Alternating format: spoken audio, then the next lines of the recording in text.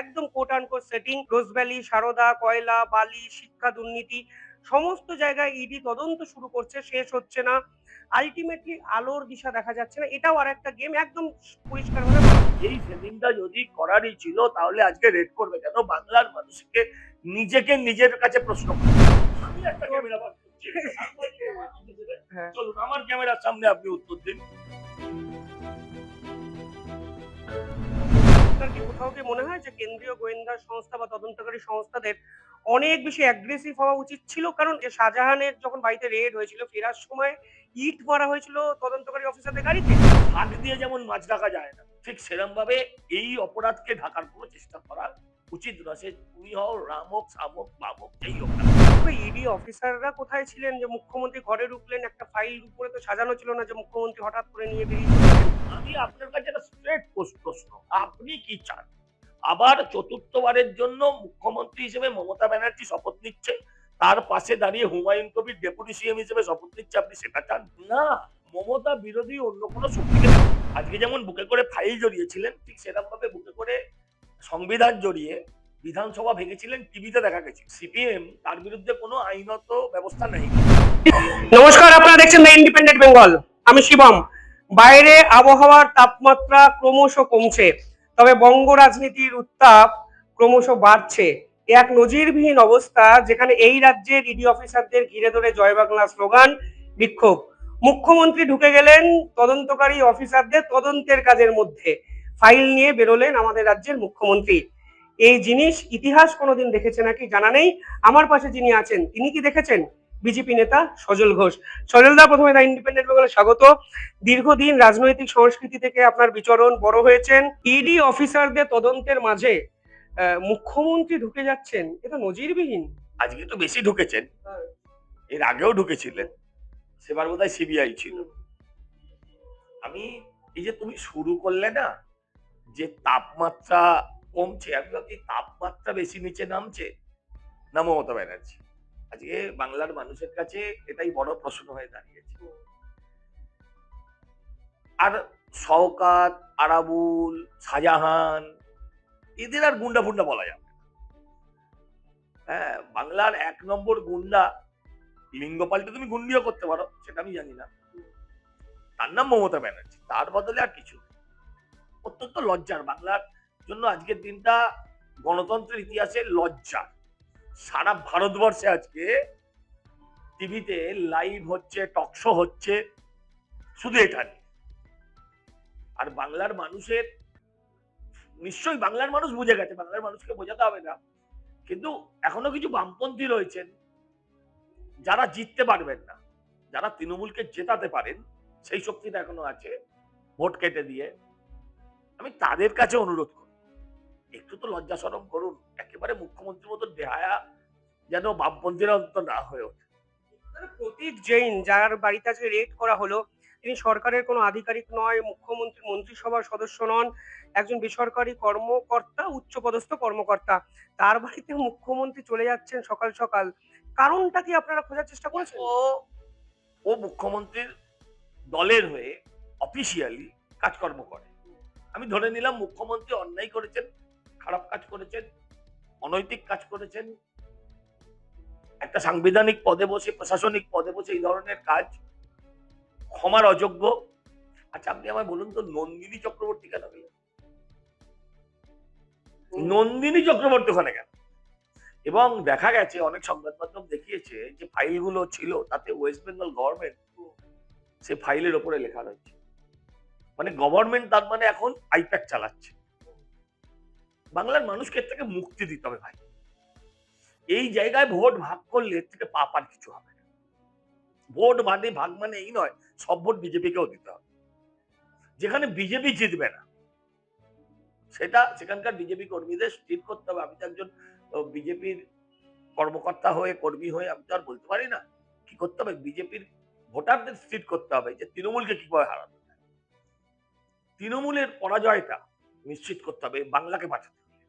দাদা, পাশাপাশি তো প্রশ্ন উঠবে, ইডি অফিসাররা কোথায় ছিলেন যে মুখ্যমন্ত্রী ঘরে ঢুকলেন, একটা ফাইল উপরে তো সাজানো ছিল না যে মুখ্যমন্ত্রী হঠাৎ করে নিয়ে বেরিয়ে চলে এলেন।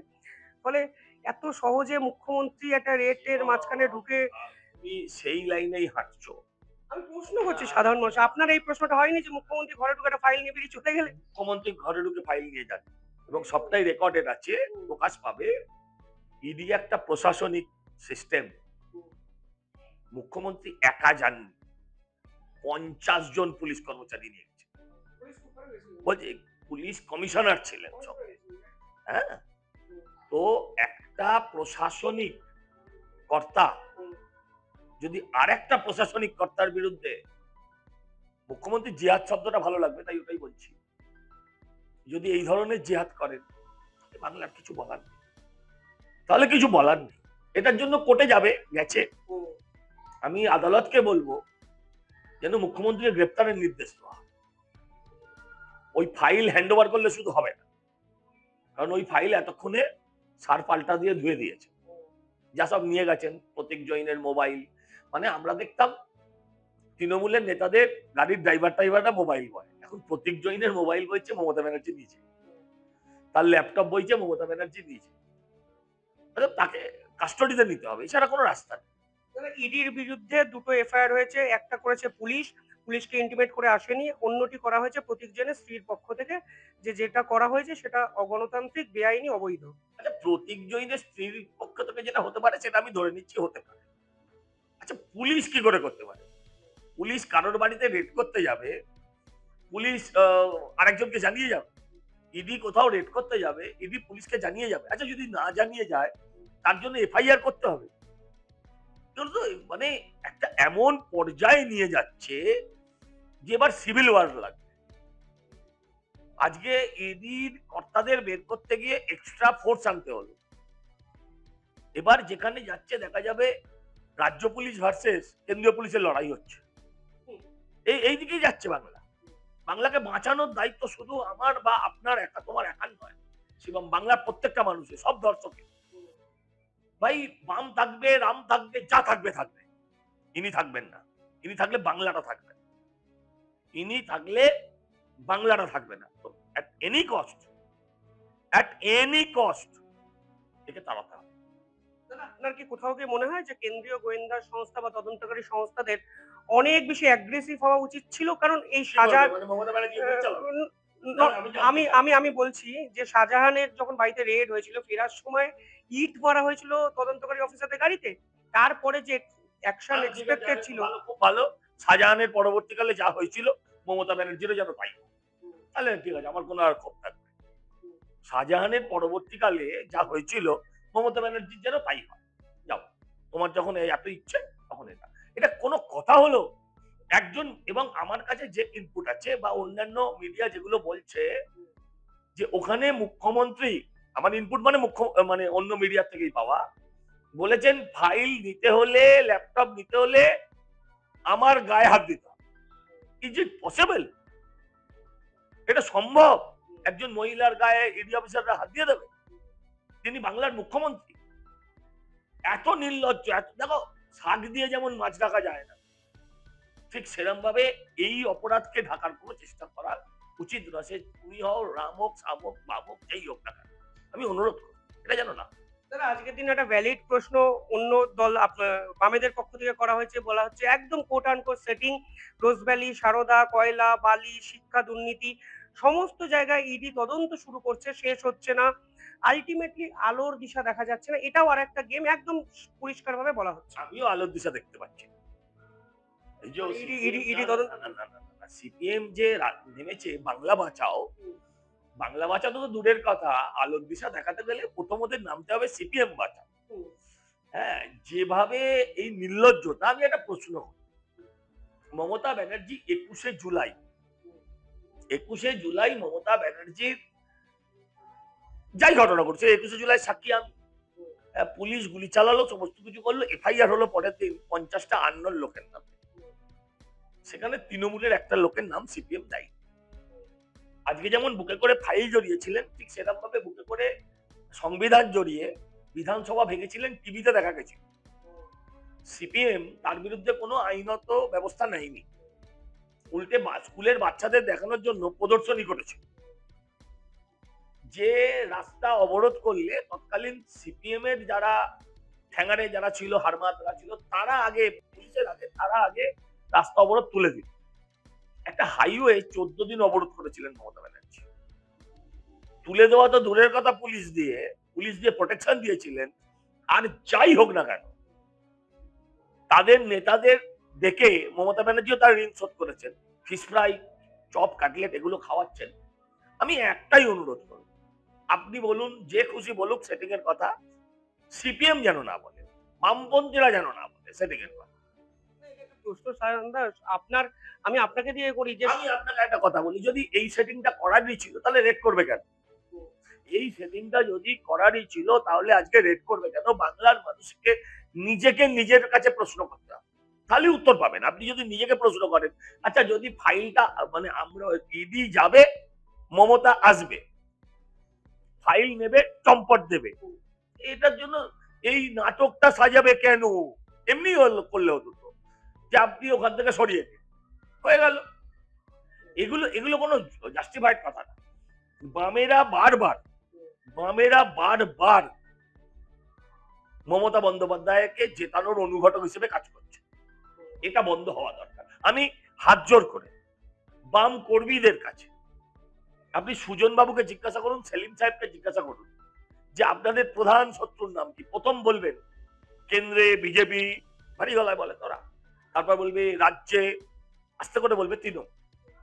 কিন্তু আপনি পাড়ার যে ছেলেটা পোস্টার মারে তাকে জিজ্ঞাসা করুন, সে কিন্তু কোনো কথা বলবে না, সে বলবে তৃণমূল। সেই পাড়ার ছেলেগুলোর কাছে যারা বুথ সামলায়, যারা পাড়ায় পোস্টার মারে, যারা এখনো স্লোগান দেয় হ্যাঁ ইনকলাব জিন্দাবাদ বলে, আমি তাদের কাছে আবেদন করব, এবারের ভোট যদি ডান হাত দিয়ে দিতে নাও পারেন, বাঁ হাত দিয়ে দিন তৃণমূলকে হারানোর জন্য। বাম ডান সমস্ত কিছু ভুলে সাধারণ নাগরিক হিসাবে কি এই প্রশ্ন আপনি করেন যে ইডি যে তৎপরতা দেখায়, যেভাবে তদন্ত শুরু হয়, শেষ হয় না কেন? কেন হয় না? তো এই তো দেখলে আজকে সিবিআই একটা তদন্ত করছিল, কোন কেসটা? অভয়ার কেসটা। সেখানে আমরা বারবার এভিডেন্স ট্যাম্পারিং এর অভিযোগ এনেছিলাম। আজকে তো চোখের ওপর দেখলেন, মুখ্যমন্ত্রী যদি স্বয়ং, পুলিশ মন্ত্রী যদি স্বয়ং কমিশনারকে নিয়ে এভিডেন্স ট্যাম্পারিং করতে রাস্তায় নেমে পড়তে পারেন, সেখানে আপনি কিভাবে তদন্ত করবেন? আপনি প্রদীপ জ্বালালে, আপনি মোমবাতি জ্বালালে, আপনি মশাল নিয়ে রাস্তায় বেরোলেই সরকার পাল্টাবে না, কারণ ফাঁসির সাজা হবে না, সেটা প্রমাণিত হয়েছে। কারণ কানুন সবুত মানতা হয়, কানুন সবুত মানতা হয়। আর সবুত মমতা ব্যানার্জি বগল করে দিয়ে বেরিয়ে গেছে। ইডি সিবিআইয়ের কাছে কেউ ইনফ্রাস্ট্রাকচার নেই যিনি প্রমাণ নিয়ে নষ্ট করতে চাইছেন? ঠিক। এরপরে প্যাটন ট্যাঙ্ক, ওটা প্যাটন ট্যাঙ্কটা পাকিস্তানি না, আচ্ছা তাহলে ওই যাই হবে আর কি, রাফেল টাফেল এইসব নিয়ে রেড করতে যেতাম। আচ্ছা ভারতবর্ষের বহু জায়গায়, আচ্ছা কেজরিওয়ালকে ধরে তো জেলে ভরে দিয়েছিল, এই ধরনের ঘটনা ঘটেছিল। আমি আপনাকে বলি, এটা যেটা হচ্ছে, ফেডারেল স্ট্রাকচারের মধ্যে যুদ্ধ লেগে যাবে, কেন্দ্রীয় বাহিনী বনাম রাজ্য বাহিনী, কে মরবে কে জিতবে এটা বড় কথা না। সেটাই তো হচ্ছে, ইডির বিরুদ্ধে এফআইআর মানে তো আপনি লড়াইয়ের জায়গায় নিয়ে গেলেন পুলিশকে। এই লড়াইটা ফিজিক্যালি বেঁধে যাবে। আপনি যেটা বলছেন যে মমতা ব্যানার্জিকে ফিজিক্যালি আটকাতে গেলে ওখানে তো গুলি চলতো। ইডি অফিসারদের হেনস্থা আজকে যেভাবে জয় বাংলা স্লোগান করছে, এটি ইডি অফিসাররা কি ডিজার্ভ করে? আমি বলছি ওই চারটে অর্বাচীন শাহজাহানের বংশধরেরা কি বলছে সে তাতে কি যায় আসে? তাতে কিচ্ছু যায় আসে না, ওটাও বলতে পারে। মমতা ব্যানার্জি কি করছেন সেটা দেখুন। মমতা ব্যানার্জি কি করছেন সেটার দিকে নজর। দুর্ভাগ্যজনক হলেও এটা সত্যি। বামেরাও আজকের পরেও যেটা করছে সেটা আরো দুর্ভাগ্য। 2026-এর ভোটের আগে তৃণমূল পরিষ্কার বলছেন পরিকল্পিত রাজনীতি, অমিত শাহকে নটি বয়, নটি মিনিস্টার, এসব অনেক কিছু বলেছেন মুখ্যমন্ত্রী। আপনি কিভাবে দেখছেন? আমি এই পাগলের প্রলাপের উত্তর আমি সুস্থ মানুষ হয়ে আমি দিতে পারবো না।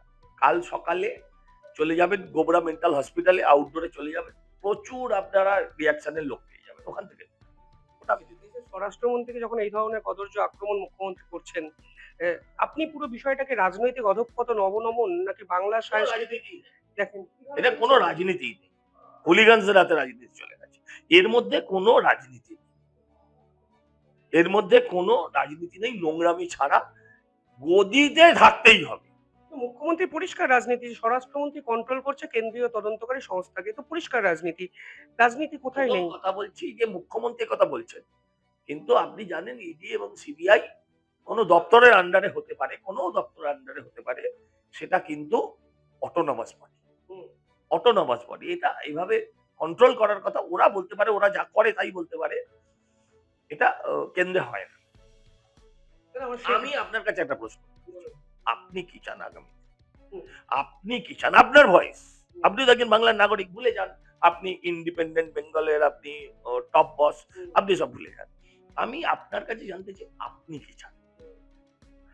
পশ্চিমবঙ্গে আগামী দিন কাকে দেখতে চান? কাদের, আচ্ছা কাকে বলতে হবে না, স্পেসিফিক হয়ে যাবে, কাদের দেখতে চান? আবার মমতা ব্যানার্জি নাকি মমতা বিরোধী কোন শক্তি? আগে প্রথম আপনি আমার সেই প্রশ্নটার উত্তর। আপনি তো বলতে পারেন নাকি আপনি ভীতু লোক, আপনি বলবেন না? আমি দাদা অনেস্টলি স্পিকিং ক্যামেরার সামনে বলছি, আমি চাই এতগুলো যে দুর্নীতি না, না, তদন্ত আমার শুরু হয়েছে, সব ছেড়ে দিন, দুর্নীতি হচ্ছে। আসল দোষীটা কি? আমি তো আরে এইটা জানতে কেউ চাইছি। দোষী না, আমি দোষী, আপনি দোষী, আমরা নির্বাচিত করেছিলাম।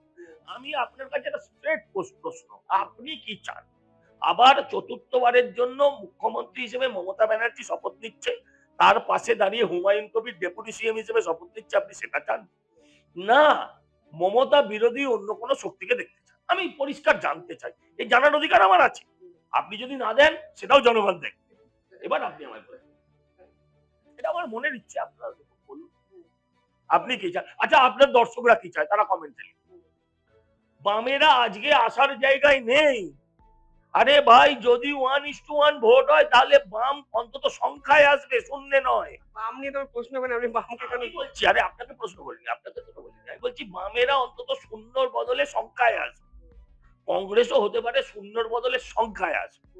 আপনার কাছে আমার প্রশ্ন স্পেসিফিক, আপনি কাকে দেখতে চান? নীল পাড়, সাদা শাড়ি, সাদা হাওয়াই চটি, হাতে অ্যাপেলের ঘড়ি, নাকি অন্য কোনো রাজনৈতিক শক্তি? আপনি কি দেখতে চান? উত্তর দিলেন না। সজলদা প্রশ্নটা দর্শকদের উদ্দেশ্যে করেছেন, দর্শকরা কমেন্টে জানাবেন। দর্শকদের উদ্দেশ্যে উত্তরটা দর্শকরা কমেন্টে জানাবে। আপনার উদ্দেশ্যে যে আমার প্রশ্নটা ছিল সেটা আপনি এখানে বসে জানালেই বেশি খুশি হব। যাই হোক, সজলদাকে নিশ্চয়ই জানাবো ক্যামেরা অফ হয়ে যাওয়ার পর। কেন? ক্যামেরার আপনি সামনে, আমাকে প্রশ্ন করবেন, ক্যামেরার আপনি সামনে আমায় লাগাতার প্রশ্ন করে যাবেন, প্রশ্ন মানে আমাকে একদম ওই পিতামহ ভীষ্মের মতন করে দেবেন। হ্যাঁ, সেটা দর্শকদের সামনে, ক্যামেরার সামনে। আর আমি আপনাকে যে প্রশ্নটা করব এর উত্তরটা ক্যামেরার আড়ালে, এটা দ্বিচারিতা হলো না? না না, এটা দ্বিচারিত একদমই নয় দাদা। সাংবাদিক হিসাবে আমি একটা ক্যামেরা বার করছি, হ্যাঁ, চলুন আমার ক্যামেরার সামনে আপনি উত্তর দিন। তো আমার আপনার ক্যামেরা, ক্যামেরা অফ করুন, আপনার ক্যামেরায় আমি দেখাবো, হ্যাঁ আমার ক্যামেরায় দেখাবো, আপনি উত্তর দিন। হ্যাঁ, আমরা বুঝি, হুম, আমরা বুঝি, কিন্তু আপনি সমাজের অনেক কথা তোলেন, আপনাদের অনেক বড় ভূমিকা, আপনাদের গুরুত্ব আছে আজকের দিনে। মেন স্ট্রিম মিডিয়া টাকা পায়, বিজ্ঞাপন পায়, তাদের অনেক জ্বালা আছে, সে তুলনায় আপনারা অনেক বেশি স্বাধীন। আপনাদের চাপ আছে, আপনাদের উপর সমস্যা আছে, আপনাদের বিরুদ্ধে সহজে এফআইআর করা যায়, কিন্তু এসব দিন তো আপনি পেরিয়ে এসছেন, তবু আজকে একটা জায়গায় দাঁড় করাতে পারলেন না। দুর্ভাগ্য হলেও এটা সত্যি। যাই হোক, কমেন্টে জানাবেন কিভাবে দেখছেন পুরো বিষয়টি। ধন্যবাদ, ধন্যবাদ দাদা।